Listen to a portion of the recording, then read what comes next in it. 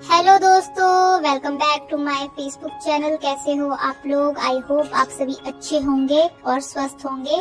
आज हम अपने सिर में लगा रहे हैं सरसों का तेल, प्योर ऑर्गेनिक। और इसको मैंने अच्छे से जड़ों में लगा लिया, पूरे बालों में। और फिर तेल लगाने के बाद मैंने अच्छे से बालों को बांध लिया, फिर जुड़ा कर लिया। फिर मैं आई फेस की लितापोती करने में, देख सकते हो।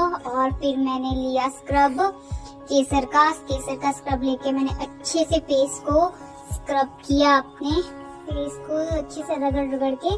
फिर उसके बाद मैंने फेस वॉश कर लिया। फेस वॉश करने के बाद मैंने लगाई फेस पे मुल्तानी मिट्टी और साथ में फेस पैक, दोनों मिक्स करके लगाया तो ये अच्छे से उतर जाता है बाल में। और मैं लग रही हूँ ना पक्का वाली भूतनी, देख सकते हो। और इसका आपको रिजल्ट मिलेगा ऐसा, देख सकते हो। और कितनी सुंदर लग रही हूँ मैं, और मेरे गाल हो चुके हैं लाल लाल पिंक पिंक।